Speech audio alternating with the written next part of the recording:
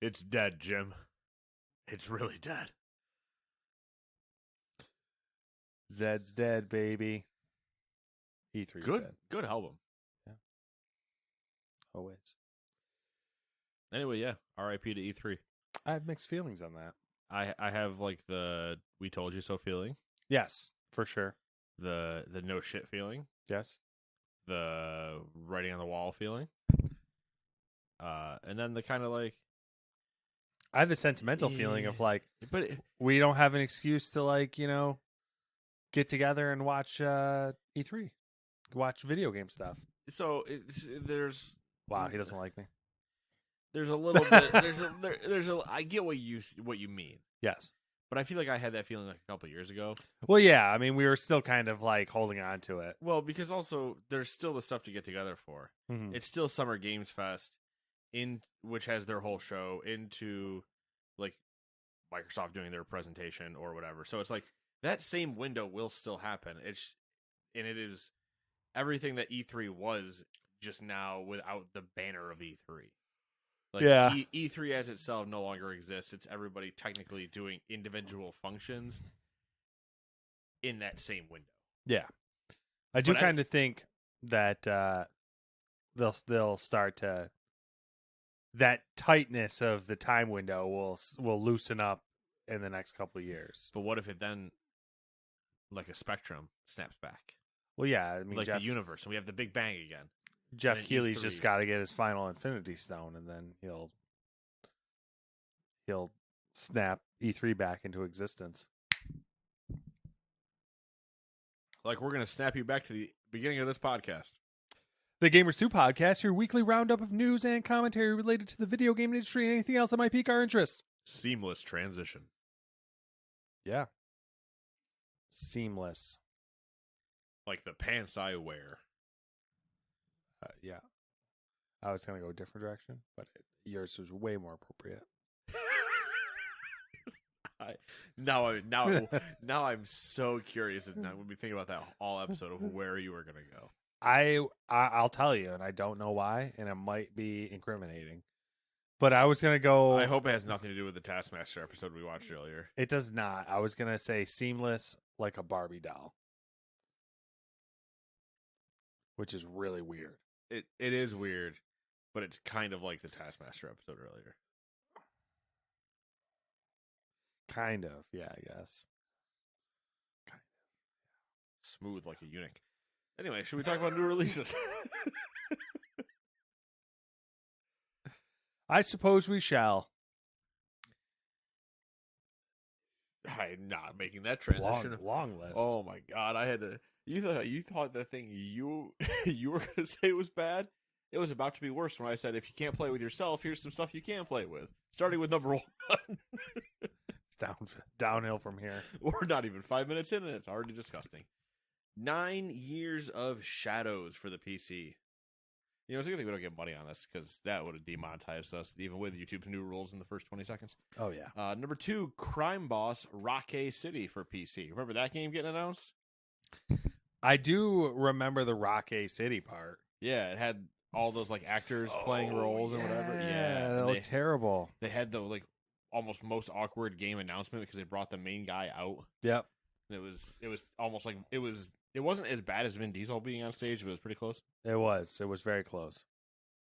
It's all about family, Don. Let's see here. Number 3, Drop System Breach for the PC. Number 4, Enchanted for the PC.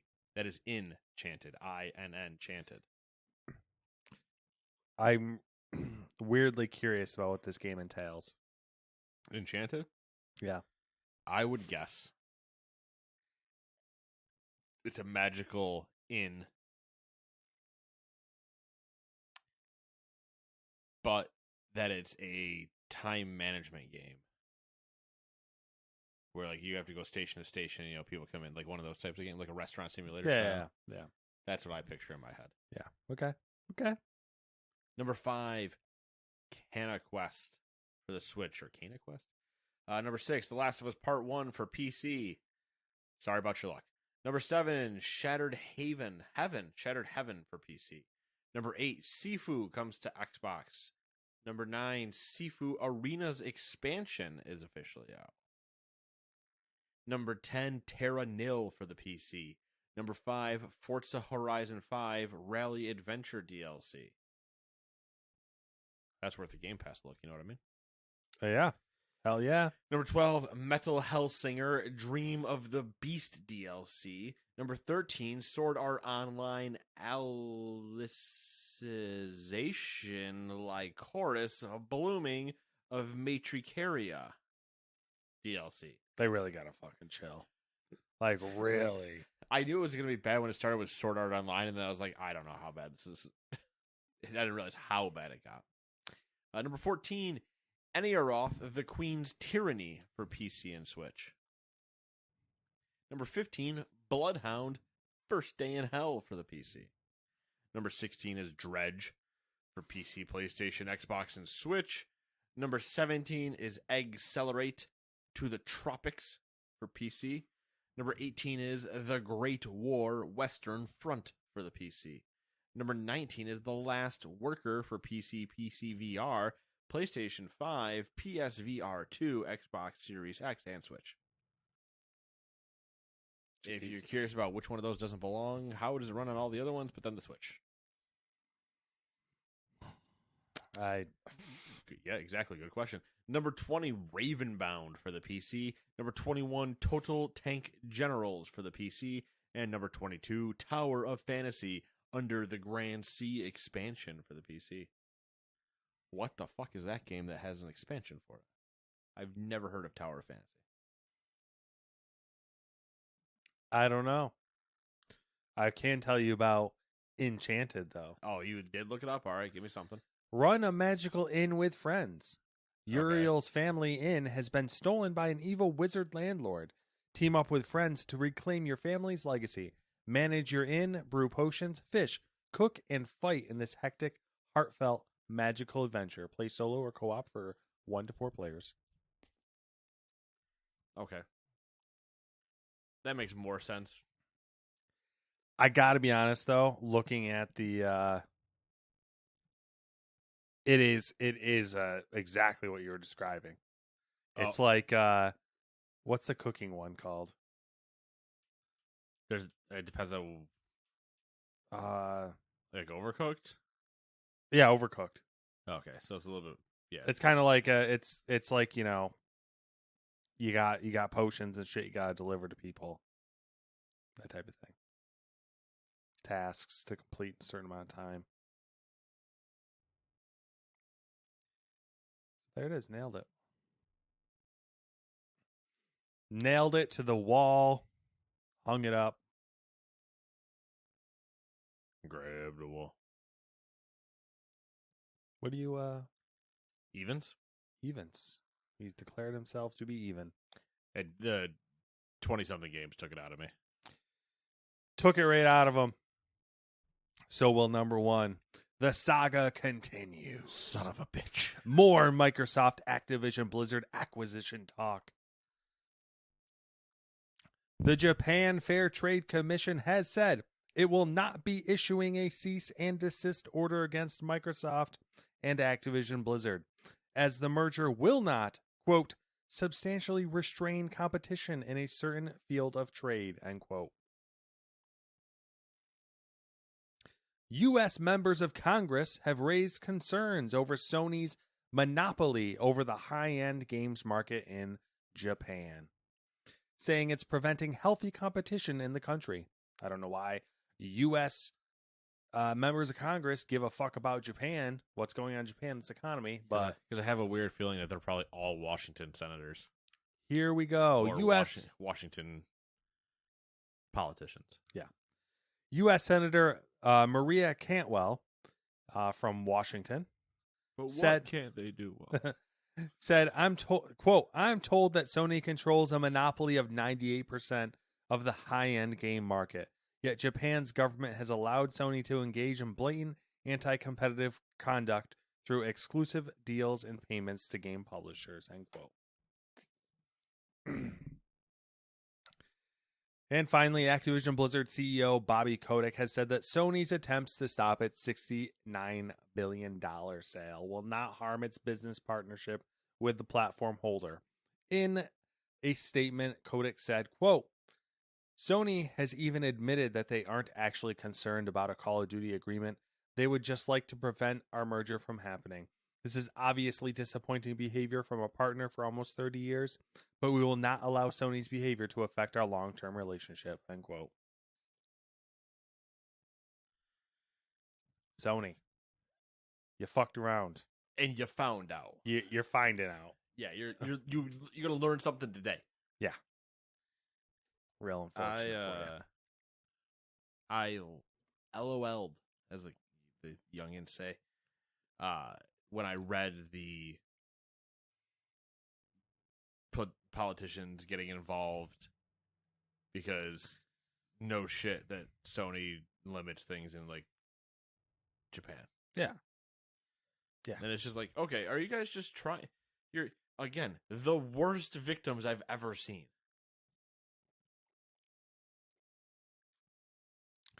It's pretty awful.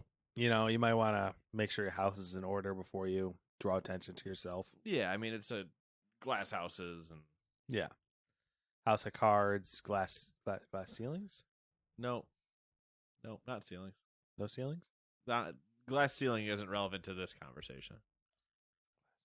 The glass ceiling would be the overcoming of, like, you have to break through the glass ceiling. Microsoft's trying to break through the glass ceiling.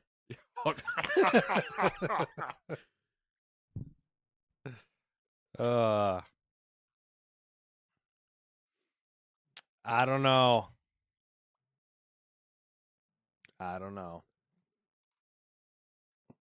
Sony being Sony. Yeah, I mean that's really all it is at this point. It speaks for itself. Mm-hmm. And that being I pre-read. That being said, it is time for number 2. It's time for someone to take E3 out behind the shed and shoot it. Oh, wait, they did that. So I wrote all this, and then the news came out, and I was like, fuck. Ubisoft has announced it will not be present for this year's in-person E3 show, as will nobody else. A company representative said, quote, while we initially intended to have an official E3 presence, we've made the subsequent decision to move in a different direction and will be holding an Ubisoft Forward event live on June 12th in Los Angeles. We look forward to sharing more details with our players very soon. Quote. Unfortunately for E3, Ubisoft isn't alone in this decision. Sega, Tencent, and Devolver Digital will be backing out of this year's E3 event. Devolver Digital is still planning for a digital showcase in June. A couple hours after these developments, the ESA announced that E3 is canceled. Pour one out for the homie. That was, as far as we were concerned, dead in 2020. Yep. Dead. Also no word of, they did not do the thing of like, oh, we'll be back next year. Yeah. They just said it did not garner enough attention or participation or whatever. And the doors have been locked up, and on them has been written, "Don't dead, open inside." Yeah.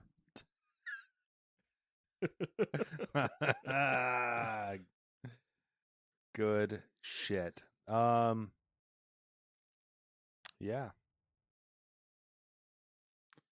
I don't even know what to say about it. We just kind of said everything we needed to say in the beginning. Yeah, we blew our load early. And story of my life. Which one of us is going to say it? The concern, or I guess not even concern, but like what you're saying of the nostalgia of like, you know, everybody getting together and hanging out and whatever. It'll still happen for us. Summer Game Fest usually was like that, still like that Thursday night or whatever. So there's still definitely going to be something for us to get around and watch and yada yada. But no, it won't be the. I specifically remember when we were at Target together of being like, you know what, I'm just gonna take 4 days off and just binge conferences all day. Like that's not happening anymore. Technically the only one you can do that with, I think, is the PC gaming show because it's so damn long. Yep. Yeah, it kind of slowly lost its grandeur over time, and I don't know. I think there'll be like I kind of suspect there'll be a little bit of an upswing this year or probably next year, where like everything will still be tightly packed together, and everyone will be kind of like almost celebrating the fact that they don't have to restrict themselves to E3. Yeah, I guess the one thing that you lose from a like fan base thing is E3 was more than just the conferences that we always saw. It was like going to a convention that also had the conferences. So unless your IGNs or Keighley Summer Games Fest thing or whatever are going to be there, you at home won't know the difference of just watching the conferences. Yeah. But as far as like, oh, hey, I'm going to tune into IGN's 4-day coverage of E3, which would have ran from, 10 a.m. Eastern to 8 p.m. Eastern or whatever, of covering all the stuff on the show floor, a bunch of like game dev interviews and yada yada, and then they would break for the hour to hour and a half it would take to get through an actual conference. That either is going to look different or is going to be non-existent. What might be an upside to that is instead of like the hecticness that E3 brought in the way that you're describing, where there's constantly stuff going on. Yeah, there was always a way to stream content. Yeah, it might allow like news coverage to linger and have more in-depth, interesting conversations on things because it'll be more structured. Like you might be able to actually give something 2 hours to breathe instead of something new getting talked about 15 minutes later and you forgetting what the first thing was. Yep. So we'll see. We will see. It's not like we aren't, or that we haven't been moving in that direction already. All right, number 3. French Union Solidaires Informatique. I don't know. What do you got on that one?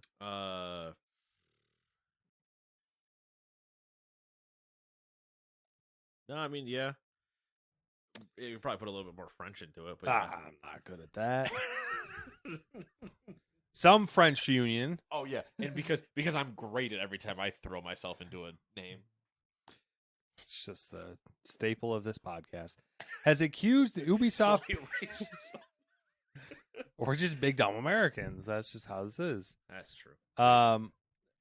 A French union has accused Ubisoft Paris of mismanaging production of Just Dance 2023 and imposing crunch on the staff.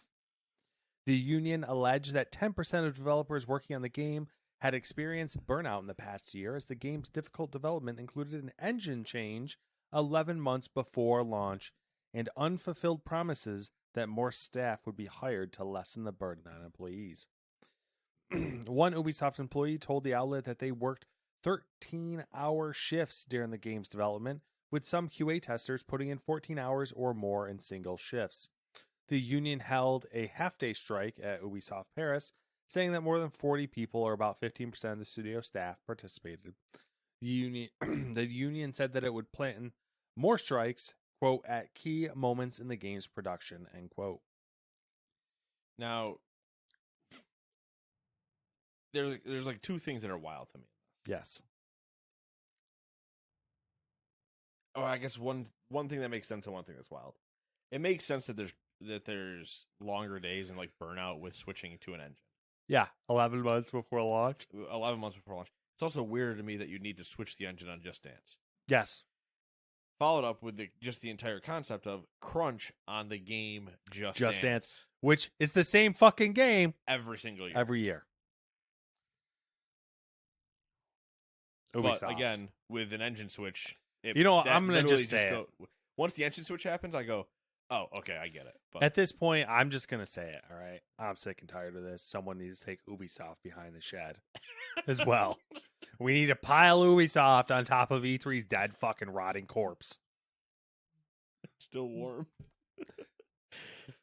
It was dead a long time ago, all right? It was a Weekend in Bernie situation. No, we've just been moving them around and nobody's noticed.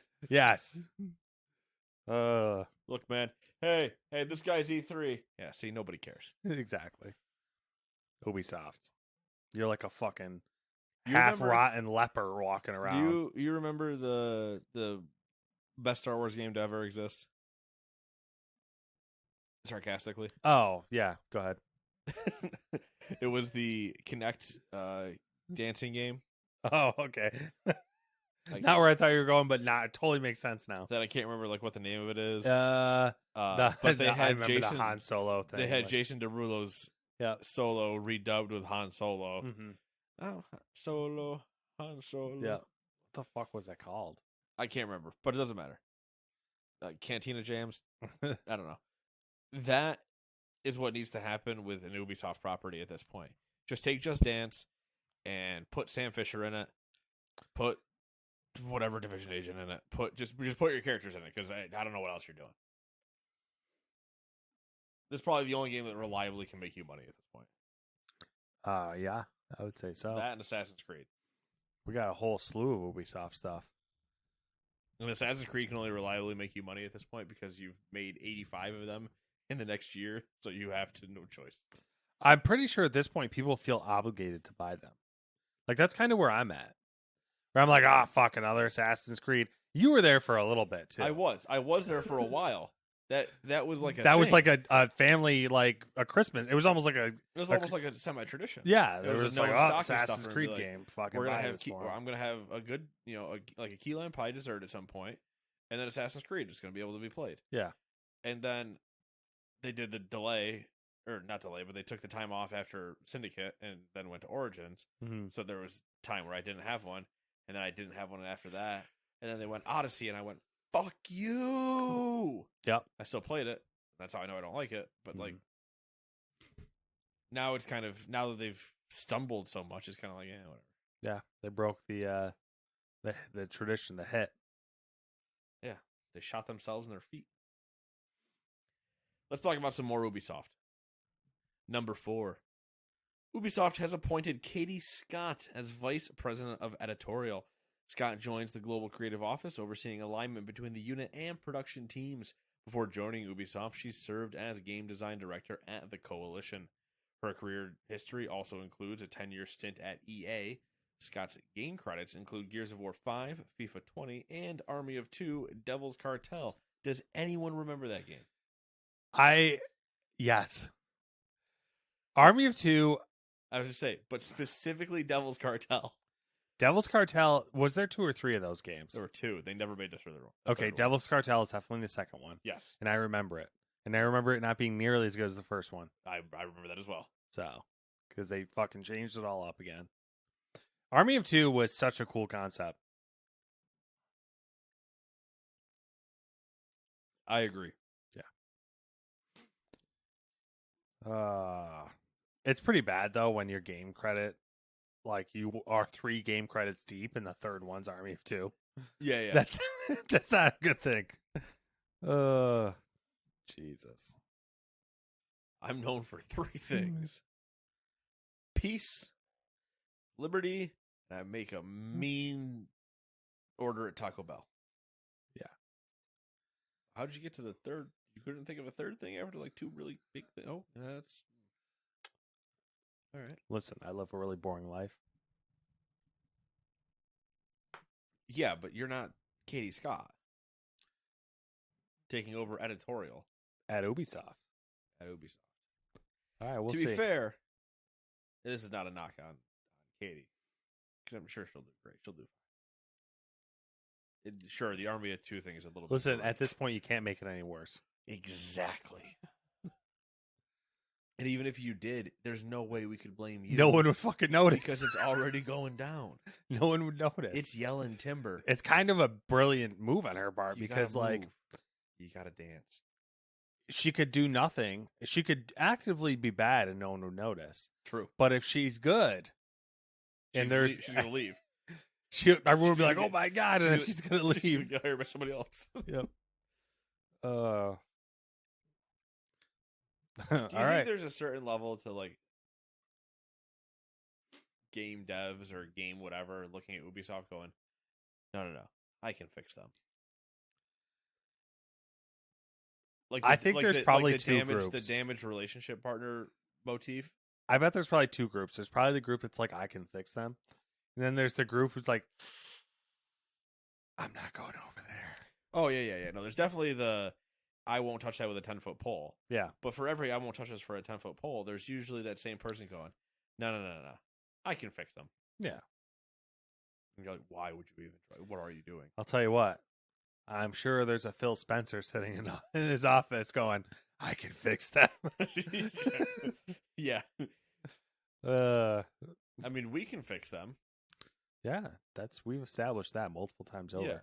I've come up with all the solutions, and then before I even get to do one of them, Matt will fix them by taking them. I will randomly see those two turn around the corner behind a barn, and I'll be like, no! And then I'll just hear the single gunshot. Pop. And only Matt will come back around the corner. Speaking of unfortunate ends, number 5. The Walt Disney Company has shut down its Metaverse division as part of a round of layoffs. Disney's Next Generation Storytelling and Consumer Experiences unit employed around 50 employees, all of which were made redundant. Disney also laid off Isaac Ike Perlmutter, chairman. What a name. I know, it's a great name. Chairman of Marvel Entertainment. His division, which is separate from Marvel Studios, will be absorbed into other units of Disney. Along with Perlmutter, Marvel Entertainment's co-president Rob Steffens and chief counsel John Turritson were also dismissed. Disney also took the scalpel to ABC News with a slew of high-level dismissals. Around 7,000 employees are expected to be laid off this year as part of the company's strategy to reduce costs and streamline its approach to business. A second round of layoffs is expected next month and a final one in the summer.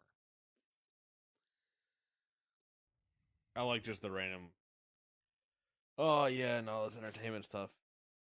ABC News? No, fuck them. Get rid of them. Oh, what are we doing over there? Fuck them. Fuck them. Just like, almost like they were just catching strays. Yeah, that's kind of. I think it's kind of what happened. They're like, ah. I picture them again throwing darts at a dartboard of all the employees that they had to let go, and then they handed one to Terry, who notoriously can't hit the fucking broadside of a barn, and it flew out of the conference room and hit one of these staffers, and they're like, "Hey, who do you work for?" And they're like, "ABC News," and they're like, "Well, the game we were playing, that they're gone." Yeah, I don't know. It'll be interesting. It'll be interesting to see how they reevaluate certain divisions in Disney if they're gonna go hard. I'll do the next story before I say what I'm thinking. Okay. Because it's a dark. Ooh. It's dark depending on how you look at things. Number 6, speaking of layoffs, Electronic Arts announced that it will be laying off approximately 6% of its staff as part of a restructuring plan that also includes optimizing its real estate portfolio and refocusing its efforts around growth opportunities. A 6% cut would have put the total number of layoffs around 775. EA filed an 8K form, which I don't know what the fuck that means, with the Securities and Exchange Commission saying it expects to incur 170 to 200 million in charges as a result of the restructuring plan. It added that the restructuring should be finished by the end of September. Yeah, so whatever the fuck that means. I don't know what an 8K form is. I don't know either. The thing I was going to say, though, and I only wanted to say it after this one because this also included layoffs in it. Yes. We can all agree, in all walks of life, that corporations are terrible. I agree. Thank you. We can also agree. This is me doing my math class and doing a bunch of the proofs first. So all the known truths, and then we'll prove how corporations are shitty. So we know corporations are bad. We all hate them. We also know that they're greedy, which is one of the reasons we hate them. We also know they're run by greedy, hungry individual fucks. So we don't like them either. That vicious cycle will always lead to layoffs because the theory, therefore, is, well, I'm paying less people, I make more money. Yeah. But also, as technology increases, it has always been the fear that it can make people redundant. Okay. Not just like from an AI thing, but like, Yeah. you know, farming techniques. Yeah. You're no Efficiency longer, you can and do everything, you know, machinery and exactly, the whole thing. Going yeah, all the way back to the whole rigmarole. Can I go all the way back to John Henry? John Henry, yeah, the Is old that a good reference? the old race against the race against the rail yeah. machine. Yeah. Hammering away, throwing his back out, probably ended up having to be hunched over for the rest of his life. But he proved a point. But the dark part of this conversation is if we just Thanos snap society and remove half of it, Yes. I think less layoffs happen. Because, hear me out, there's less people. So that was one of the byproducts of Black Death, the bubonic plague. So there's historic factual stuff. There to is my weird Thanos problem. So much of the population was decimated, Right? that it put more power in the hands of peasants and workers. Yeah, and they use that essentially to get more power themselves and higher wages and all that. Yeah. And we're seeing that effect today with the whole idea of COVID and the fact that, like, the job market in the US at least is getting a little dicey and wages are. So this is the whole thing with economists. Economists. They think that inflation's going up because wages are going up faster than they should, which I disagree with that, but I'm not an economist. But wages are going up faster than they should because people have stopped participating in the job market, which means there's less workers, which means you need to pay them more to retain them. So, which is, I think, is actually the reverse cause. I mean, we're not an economics podcast, but I think it's the reverse cause. When COVID hit and a bunch of places realized they could do their stuff from home, you are now, as a person, no longer limited where you live to work. Yeah. So, you know, it's a twofold thing. If you lived in Maine, you could still land a remote job with a company in Oregon. You're 100% right.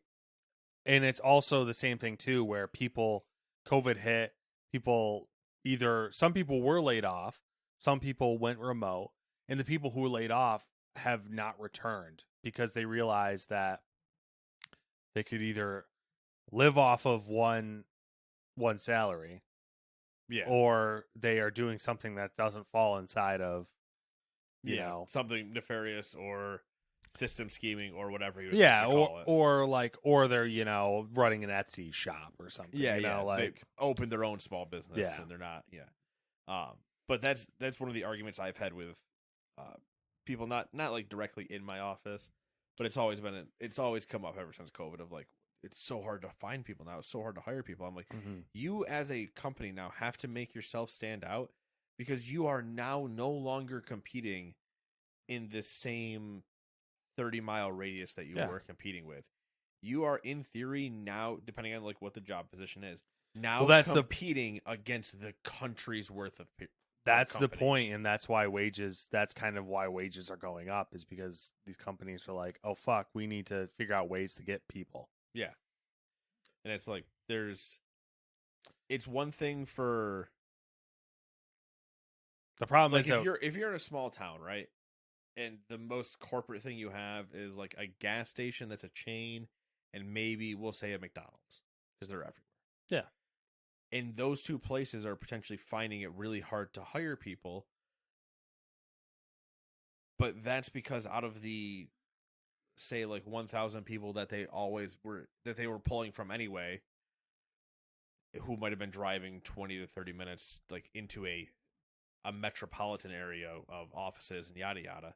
Well, those people are now either still doing that or have now switched to the point of like, oh, I work for the company in Texas. I do everything remotely. Yeah. I don't need to participate in our town anymore because the idea of a town is no longer like necessarily relevant. Yeah. So it's very interesting, and it's always interesting depending on who you're arguing with about how the state of things are, because there's also a lot of economists that are old angry people that are always going to be a back in my day scenario. Yeah. And look at historical trends in a time where technology did not serve to work in the same way. Yeah. The other thing too with them being like, "Oh, wages are going up." It's like, okay, if you average everything out, wages have gone up a couple percent. But like that doesn't you're not feeling that. I'm not feeling that. Cost of living has also like skyrocketed. normal people aren't feeling that. So, I don't know. Dumb. It's all dumb. What were we talking about again? Layoffs. Like there are people that were having housing conversations. Yeah. You'll have a rough idea of this, but Mm-hmm. we don't need to discuss your housing. But there was one of the guys at work who's been with us maybe for a couple months now or whatever. And then I think one of my coworkers, maybe some like relative of theirs, they were helping like look at houses. And they were talking about how they were in like the 250 range, 250,000. Yeah. And they were like looking at them and they were just like, these are shit. Oh, yeah. Or like, they might run into like one good part, but then it's So, the other 80% of the house is trashed. frame of reference. This will be more relevant to you because you know the exact example. People on the pod that who listen to this will know, like, if you know me and know us. You've been to my house. Our house cost us $85,000. Okay. We are also in the market, like we're thinking about it, and we're looking in that same price range. Same fucking houses as what we bought. Yeah, they were talking that they were looking at like 250 ones, and obviously I haven't been in the market in years. Actually, like roughly the same time amount as you, basically. And they were talking about like, oh, they're looking at the 250 range, and then they were saying that they bumped it to 300, and that's where they kind of started to like weed out. Yeah, some of the bad stuff. there's like a barrier there between like And- 250 and 300. And I was just like, what? I didn't jump into the conversation because I didn't. It's want hard to to be part wrap of your it, head around it, because isn't it? I wanted to be like, what do you mean 250? I could give you another point of data. You've been inside Samantha's mom's house, right? You helped us move at Well, yeah, one point. you and I. So you've went been in there to, inside like- it. You've seen its size. Yeah, and I you've know been- like the rough design of it. Yeah. Or, like, rough They had to layout. get their house appraised recently. And this was, the appraiser was like, this is on the low end. And they had to do that for various reasons. But Sure, yeah, normal appraisal things. yeah, and their house was appraised for $171,000. And that was low. Yeah, that's so ridiculous. You know how much they paid for the house when they bought it? $79,000. I was gonna guess around that exact number. But that's what I'm talking about. Like that's ridiculous. They were just talking at work about like, oh, they had to jump into the $300,000 range, and I wanted to just go, what the fuck kind of money is everybody else in this room making? That's the part where I want to just be like, what do you mean? What do you mean? Like, how Well- much more are you getting paid more? Because that's where I start thinking about it in my head, and I go, there's no fucking way. Yeah, but when you're not flying solo, it's a lot different. Sure. It's a lot different when you're not flying solo.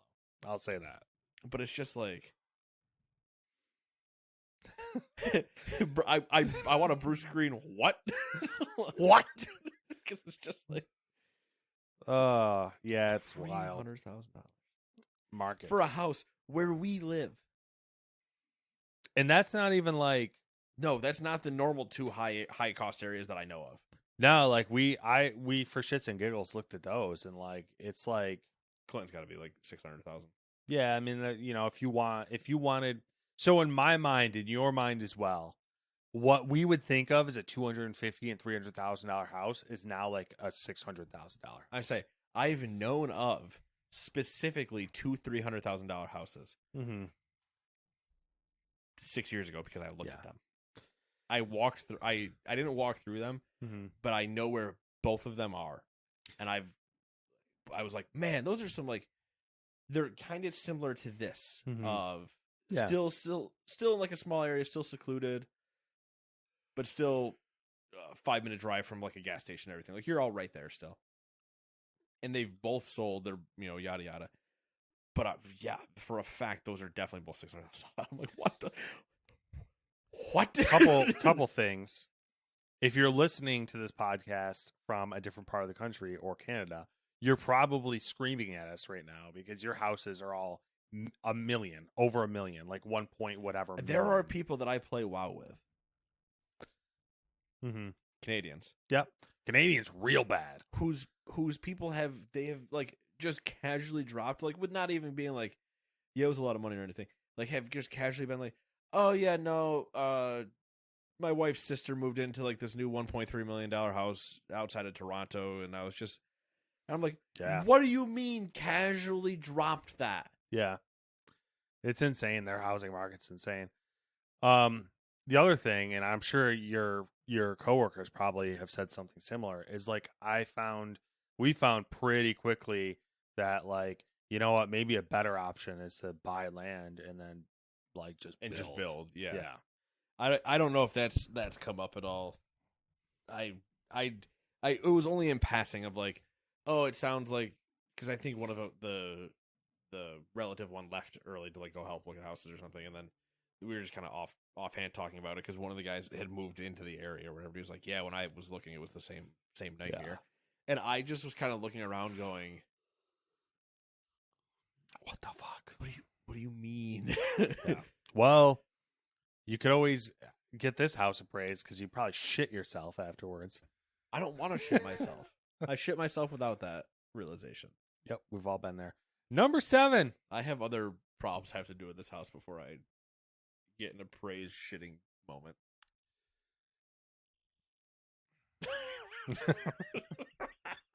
Weird conversations. Number 7, details have emerged about how the 14-year partnership between Blizzard and NetEase broke down earlier this year. According to the New York Times, much of NetEase's concern centered around growing government restrictions on video games in China. NetEase reportedly sought to make changes to its contract to ensure it would be compliant with the new regulations. Part of that was asking Activision to disclose annual revenues and other details to Chinese regulators. Activision was like, nah, mind your own business. Activision later objected to a NetEase proposal that it should license its games to the Chinese publisher rather than the two handling them as a joint venture. This would give NetEase more control over operations to ensure it complies with regulations, but it was perceived that the publisher was using the regulations to get a better deal.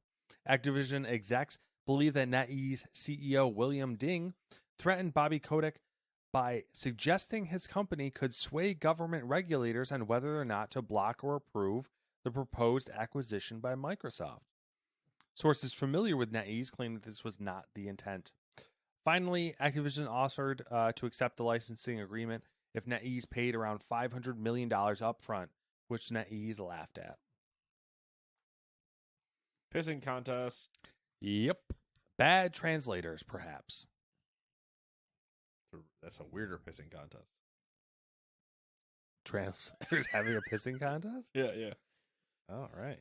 Getting weird, getting freaky. Freaky deaky. Speaking of freaky, number 8, BioWare. Just doing BioWare things. Which is never good. Well, lately it's not been good. For a while. Like 10 years. Oh, I'm so old. Yeah. Fuck. Oh, there have been multiple times this week where like something has come up and I go, oh. I had one of those today talking about Switchback. Okay. Like how long Switchback has been around and being like, talking about when we first had it or first saw it. And it was like, that was like over 10 years ago. And Yeah. you're like, oh my God. Yeah, there have been multiple. There was a conversation I was having actually last night. No. Right, yeah, Thursday, yeah. Last night, I was at the bar for a assumed volleyball summer meeting, if we're gonna play or whatever. And I was talking to one of my my teammates' like boyfriend, and he's like, "Oh, do you know so and so?" And I was like, yeah, I know who it is. Don't really talk to him or anything. And he's like, oh yeah, him and I go like way back, and like I busted my foot up against him when we used to play soccer together, and yada yada. And I'm like, okay, but who you're talking about? That's like years out of me. And then he name drops being like, yeah, and then we used to go to like the bar that's in Poland, like in '94 and whatever, and I'm just like, what? What year is it? Anyway, let's talk about BioWare doing BioWare things. Former BioWare executive producer Mark Dara has returned to work on Dragon Age Dreadwolf as a consultant. On top of that, Electronic Arts said that the Mass Effect team will help with the production of Dragon Age Dreadwolf as the production and polishing tasks ratchet upward. Apparently, the next Mass Effect title is still in pre-production stage with a small core team working on it. EA said that Dragon Age Dreadwolf has been in a post-production since September. And if you're going, but that's weird, I haven't seen anything about that. You're damn right. They tried to sneak this in under the radar, but this all sounds awful and not good. No, absolutely. There's not a part of that made me go, yeah. The only thing that it did justify, which we knew when it happened anyway, was you remember the E3, or not even E3, but I'm always going to call it E3 even if it doesn't exist. Yeah. The June EA showcase last year when they did their just kind of like hot take run through, and people were like, "Oh, there's Dragon Age," and you and I both went, "What? Where?" Yeah. And it was just a single still at one point. Yeah, it was like a fucking tree with a fence in front of it or something. Yeah. And we're like, what are you talking about? And everybody was getting like really hyped about that. And then like Mass Effect. And again, Matt and I being the based people that we are went, what are you all talking? This is terrible. This is not good. They showed nothing. Blah, blah, blah, blah, blah, and everything else we said. We'll go replay the episode. But like, then hearing this, it's been in post-production since September. And the fact that they are moving teams over to help and they brought back someone as a consultant. Yeah. After post-production. Which screams to me he didn't want to come back, but they were like, they probably gave him like a metric fuck ton of money to come back. But what are you consulting on after post-production? Listen, we don't know how to run a game studio. We really need you to just kind of like herd these cats for us. Just picture them just walking into the meeting with their hands up going, oh, we don't know what to do anymore. We got to this point, and this is the last thing that the blueprint said before you left. What's the next step? And he comes in, he's like, you haven't gotten past this point. Fuck, they didn't pay me enough money. When did you reach this point? Last September. What have you been doing for 5 months? We don't know. Oh, God. They really need like a Vince Zampella to like save them or something. Someone of that, caliber. You know what? The funny thing is, I'd argue no, they don't. Because he's already stretched too thin, and he's already making weird choices. Yes. Well, he did the Medal of Honor VR game. Yeah, but that's fine. The only success he has, the Medal of Honor VR game, like won a bunch of. It was critically acclaimed. Which is not what is necessarily good in a video game industry. Yeah, I mean, when we're talking about VR, though, like but I even then, I still think his best game is Apex. Yeah, I think since he's at Respawn, I think the Battlefield stuff is going to be telling. That's going to be very telling. Yeah. We'll know when the Battlefield thing starts to come to light. But they need OG Titanfall, I don't mean like him specifically. I mean someone like him. Yeah. Like a clear leader. Yes. Someone with the vision. Division? There's something else that can benefit from the same thing. Oh, wow. There's a trend going on in this industry.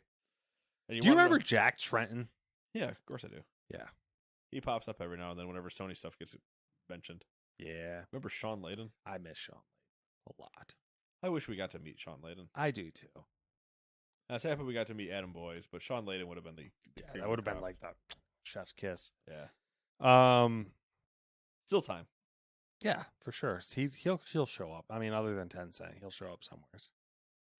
We should like reach out to Layden and be like, do you want to like take like where do you live right now? do you live in Seattle? Do you want to like He'll take totally go for it. do you want to take in a Mariners game or something? Like we'll fly out. Come hang out. I just kind of want to. We should tweet him and just be like, listen, Sean, we miss you at Sony. We miss you. Can we get a beer sometime? He probably Name the bar. We'll be there. He'll be like, all right, I'll bring Reggie. Can you just picture the You walk into a bar and there's like Reggie. This is like in my mind like peak like video game excitement. It's Reggie, Sean, and Phil Spencer. So it's literally the games stage when Keeley put all of them on stage together. Yes. It's just that at a bar. Yeah. I'd lose my mind. I'd fangirl so hard I would have to. I know it'd be like one of those weird moments where you're just like, I'm gonna fangirl and fuck this up, Yeah. but like I can't stop myself from. It's gonna be a mix of either I'm gonna fangirl and fuck this up, or I'm not gonna say anything because Yeah. I'm trying not to fangirl. Yeah, you're just like wide eyed. Yeah. But it would be unbelievably cool if there was ever a moment of just like, hey, let's all just sit down and just talk about nothing other than just like cool games and stuff. Like let's not even talk business. Let's just talk. I would sit down and I'd be like, so how do we fix Ubisoft? I'd even just be like, so what's everybody been playing? That'd be a good one. I just want to talk wherever that leads, wherever that conversation takes me. You'd say that, and then Reggie and like Sean would be like, we don't actually play video games, and Phil's like, wait, you guys don't actually play video games? I'd be like, okay, then what have you been up to? Oh, well, I'm on this new thing, doing this thing or whatever. And I'd be like, that sounds really cool. That sounds so much cooler than what I do. Yeah. Then every now and then it's very much the Nick Cage, Pedro Pascal meme of Pedro Pascal being me and all of them being Nick Cage. You're just doing that look over at me, just going, Pedro. All right. Now for the questionable things we didn't write full paragraphs on. Number 1. Juan. Microsoft has stopped its $1 trial offer for Xbox Game Pass Ultimate it did. and PC Game Pass. R.I.P. $1. Rip. Microsoft has confirmed that they have a double feature planned for June 11th. Xbox Games Showcase and a Starfield Direct. We kind of knew that, but it's officially confirmed. Stamped. Happening. According to a report by Bloomberg and as evidenced by code sourced by the tape drive editor and ISO developer Steve Moser, Netflix is working on a feature that will let you use your smartphone to control games on your television. How do you feel about that? I mean, kind of whatever. It's not surprising that it's coming up based on what they've been trying to do. Yeah, I agree.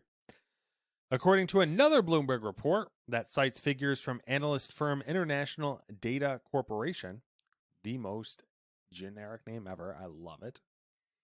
PSVR 2 sales are struggling with only, how many units do you think have sold between the launch date, which is February 22nd, and the end of March? Less than 100,000. More than that. Less than 500,000. Yes. 220,000. Close. 270. Ah, damn. 270. People are saying a price cut's imminent because this is like bad based on their forecasts. Which is, here's what's going to happen. So, Valve is working on a headset. It is rumored, I have no proof, but it has been rumored that Valve is working on a headset with almost the same feature set as the PSVR 2. Valve is going to release their headset, and then Sony is going to release compatibility with PC for the PSVR, and at which point it'll be too late because everyone had already bought the new Valve headset. So they are going to take their shotgun, place it squarely on their foot, and pull the trigger, as they do. Warner Bros. Games has announced that Multiversus will go offline on June 25th as it prepares for launch in early 2024. The multi-platform free-to-play fighter was originally launched in July of 2022 as an open beta. I saw that and I was just like, interesting. Also thought that was interesting. Part of me expects it not to come back, but then at the same time, I read somewhere that it actually had like a lot of people play it. Yeah, it definitely did. It's just I wonder if the year away will do one of it. There's the two things. There's heart will grow fonder. Yeah. If you love something, let it go, and then when it comes back, it first off never comes back. We all know this. Yes. You can't play that game with humans. Yes. The other exact problem is, okay, if the heart doesn't grow fonder, you forgot. Yeah. And it's now just gone. Yep. Which I'm in that camp. But I'm a pessimist. Yeah. I piss all over everything. That's a pessimist. Oh, I'm a pessimist then. Not in the weird sexual way. I'm not into that. So not all over everything. Yeah, I mean not over everything all the time. Okay. There's a time and a place for everything. Understood. Take-Two has Fire hydrants. Yeah, fire hydrants, corners of lawns where the sidewalk meets the driveway. Candy aisle in Walmart. Yeah. A casino seat when you're too lazy to get up. I'm trying to think of all the weird things I've seen on r/trashy. Oh. There's the India gas tank. Yeah, exactly. With sugar. Take-Two has acquired mobile game subscription service Game Club for an undisclosed sum. I haven't heard of half of these fucking things. That sounds about right every time we do financials. Australia Good eye, mate. having a Formula One Grand Prix this weekend. Ooh, put another shrimp on the bobby. Has proposed an 18-plus age rating for titles with digital gambling and a mature 15 and up classification for titles with loot boxes. Okay. Sounds good. Do it. Drop that X rating and let us go nuts. Ooh. The Or whatever, organizers... What's that? Whatever that other... There is that one rating. I can't remember what it is. I don't think it's X. There's M for mature, XO rated, maybe? Because I think it depends on the country, too. There's Yeah. certain things that are only sold in certain shops. I don't know. The organizers of GDC have told GameIndustry.biz that they are hoping to set up a hotline for attendees who face abuse and harassment at future events. Hopefully that hotline's not in Miami. There was a wave of allegations ranging from spiked drinks to assault during networking events and in attendees' hotels during GDC week. That's like really bad. Yeah. Yeah. Because that's like the game developer conference. Yeah. And those are three very large problems. Yeah. What is going on? Like, what the fuck? Is like If I had that answer, I wouldn't be sitting here. is like the pool is like game developers. Is there just like a high percentage of shit people who are game developers? Yes. Okay. It's like politicians then. Well, politicians are 1-to-1. Okay, they're all shit. Right. There's very few politicians I would ever define as good. Franklin Delano Roosevelt. Current politicians. Oh, fuck. Got me. Also, I don't know. FDR is a weird one. I often think the 4-term thing kind of taints it a little bit. I often think, is there any really like good? I'm going to restrict it to U.S. presidents, like just pure good. Oh, you don't want to throw like Xi in there? Not really a president, but And the only two I can like settle on, well, I guess maybe three, but I feel like the third one doesn't really count because he just tried to be neutral in everything. Is FDR. right. I just think there's certain things that taint his presidency, Yes. and not in like a truly bad way. Yeah, it's just. I mean, there are a couple of clear like sore thumbs. Yeah. But also like the 4-term thing is how you end up with those 4 terms is in a weird happenstance scenario. Abraham Lincoln, which Yes, on the surface, I think objectively that is true. on the surface, but how he accomplished a lot of things Yes. was through like he was the one who expanded like executive orders a lot, like well past like Yeah. He just got his power and then said, I'm doing this shit. exactly. It's just one of those things where it's like the ends justify the means. And then the third one was George Washington. He's the one that like really didn't. He was just neutral on everything. I mean, he was neutral in everything, but he's also a cop out. Yeah, He's Yeah. the first. There's nothing. yeah. He's good as a first because he didn't rock the boat. Yeah. He just was like, nope, status quo. Anyways, enough of that bullshit. Oh yeah. I say, what are we doing here? What are we talking about? We've gone from economics to politics. Why are we MSNBC? Don't forget we talked about the housing market as well. Oh God, we are MSNBC. Diablo Jim Cramer, no, get away. Diablo 4 had the largest beta in Diablo's history with 62 million hours played. Okay, so I got a couple problems with that stat. I do too.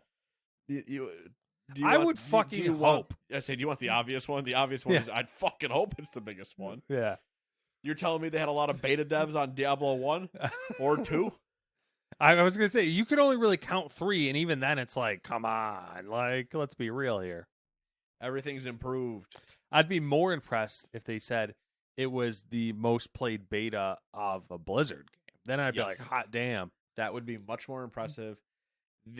The record they can say, and I will be okay with, is it is the highest selling or grossing one if that happens. Okay. Because that, like 1 and 2 should obviously be the smallest one because it was still Yeah. popularity and demon things. Yeah. But like, then we're getting into a little bit more of the something that's actually a relevant number. I would like to see game popularities in relation Be to contextualized. size of the industry. That'd be interesting. So like, you know, like how many people, what percentage of gamers got that game for that time? So like, Yeah. you know, Out of the amount of people that were always online, yeah, out of roughly 400 million across the world. like WoW would be a good one because when WoW came out, if you had the percentage of people that played WoW the first year that like, or first couple of years that WoW came out, Yeah. it's probably pretty fucking high. Like, Yeah. A percentage of gamers that played WoW during that time. yeah, It would be very interesting to ever get or like Final Fantasy, to get or the something. simulation statistics. Because, you know, we live in a simulation. Yeah. But if we get the Do full a simulation within a simulation. Yeah, if we get the full simulation statistics of like how much time is at any one point being spent in games by the total pie chart of, be very interesting breakdown. We'll get on that. Be a lot of small slices, but we all know that 60% of that pie would be Farming Simulator. It'd probably be like some mobile game and we'd cry. It'd be Candy Crush. Or Where Angry, was Angry I? Birds is probably still a healthy chunk. Atlas Or, Fallen. sorry, not Angry Birds. Flappy Bird. Yeah. Oh, Flappy Bird. Yeah. Atlas Fallen has been delayed till August 10th. Don't even know what it is. I don't know. I should see it show up every once in a while. I don't know what it is either. Roblox will now hide advertisements from users 13 and younger, most likely because the organization Truth in Advertising issued a complaint to the FTC. Yeah, stop advertising to kids. Tony Hawk said that he may have chosen to endorse a rival skating game that was more technically challenging had Activision not come looking for him when they did. Gavin Rayburn, the former studio head and founder of Playground Games, which is the developer behind Forza Horizon, has opened a new studio. Lighthouse Games aims to develop a new best-in-class game with the help of key founding members from Playground Games' original team and other industry-leading talents. I'm curious. Yeah, I mean, we'll see what happens. The Fallout TV show has wrapped filming. Steam will no longer support Windows 7, Windows 8, and Windows 8.1 from January 1st, 2024. Okay. Sadness. Nintendo GameCube and Nintendo Wii emulator Dolphin is coming to Steam and will support the Steam Deck. Interesting. If rumors are to be believed, Assassin's Creed Mirage and the Crew Motorstorm have been delayed internally. Also, Mirage is still using the same Assassin's Creed game engine as previous games. Speaking of Ubisoft rumors, a leaker claims that Ubisoft Plus, Ubisoft's gaming subscription service, is launching on Xbox next month. That makes sense. During the God of War panel at PAX East, Tyr's voice actor revealed that God of War Ragnarok may not be the last we see of his character. And finally, the PC port of The Last of Us Part 1 sucks. What if we didn't actually see any of his character? Oh. You know what I mean? When you really think about it, man. When you really think about it, it wasn't him. It wasn't. It's true. Spoilers. True. Anyway, yeah, cool. Been 7 days. What you been up to? Nada. Watching was a crazy week. Samantha was off in Pennsylvania for 2 days. So I was flying solo with the baby, who was not a fan. He's just like, fuck this. He basically was just screaming the entire time. Like, bro, come on. What are we doing? Exactly. It's like, you don't got boobs. All right. It's hard to fall asleep on you. Like, yeah, that's kind of the idea. For some, I don't know why. It's just how I like picture the conversations you have with your son, just being like, "What? What?" It is a lot of that. Him just being like, "I would do that," and he points around like this and does this hand motion. He's very much got the little got bit a lot of attitude. Got the attitude, but it's not even so much the Italian attitude, but it's the baby pizza making hands going. Yeah. Because I see everybody else talk like this, so I'm gonna do this. Just speak Simlish back to him and see what happens. Yeah, I mean, I do. The babagoo. Yeah, it happens. Watching The Mandalorian. The latest episode is what episode fucking 2 should have been. So that's a little irritating. And that's about it. Anime. Yeah. All the excitement in my life. Real thrilling. Party on. How about you? You know how it goes. The thing called WoW. MLB The Show, the new show. The show came out. Jamming into that, enjoying my time.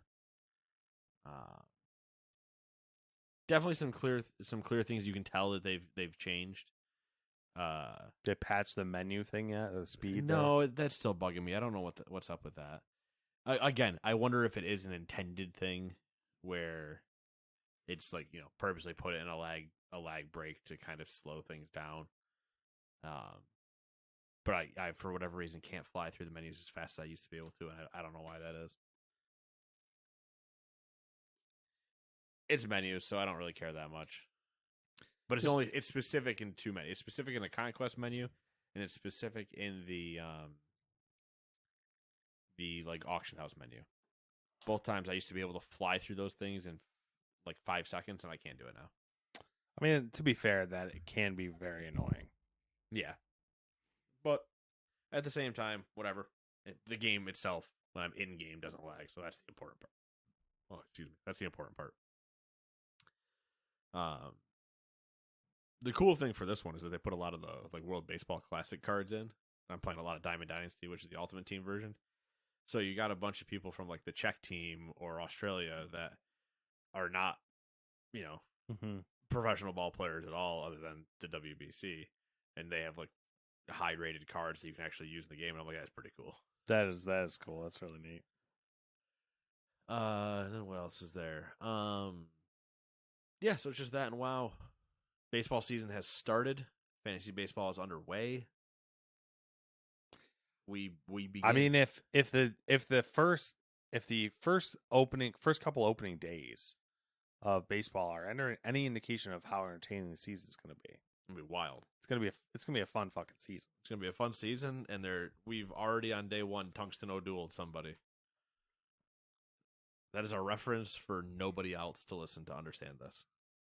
But basically, that means that you have a generational talent in Shohei Ohtani, who can do something that hasn't been done since like 1901.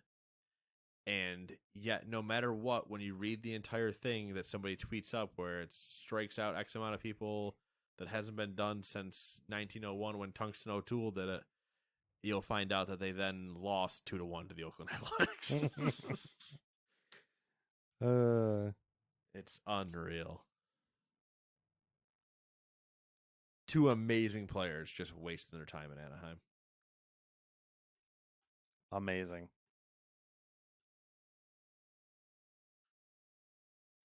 It's like, I don't know, man. It's like frustratingly wild to think about. It is. You know what's sad is that, like, I feel like the odds of Trout's never going to be on a good team. No, because his whole career is going to be there. Or rest of his career is going to be there. Well, especially after he like 100% had to go to free agency, and him signing the extension with them and not going is like, why would you do that to yourself? I don't know. Like, I mean, it's a lot of money, so that's always the fun part, right? Like, it's a lot of money, and it's hard to say no. But also, you're Mike Trout. Yeah, a team is going to take you. Yeah, yeah, and probably a winning team. It's the same thing with Ohtani. If he comes up in free agency, it's like, yeah, a team is going to take you, and a team that wants to win. And a team that probably has been winning will probably want to pick you up. So you don't have to go back into the shit show that is never seeing a World Series. What if you he don't does? want to? Wild, man. Absolutely wild. All I can imagine is if that happens, like the owner is like, oh, I'm gonna get all these players, we're gonna become a winning team, and then he's not gonna do it. Yeah, but my guess is that's probably the argument he made to keep Trout. Yeah, I'm sure. It's just like how many empty lives do you have? How deep are those pockets to make everything okay? Anyway, yeah, we will see you guys in 7 days. Until then, toodaloo, bye-bye, have fun, see you later.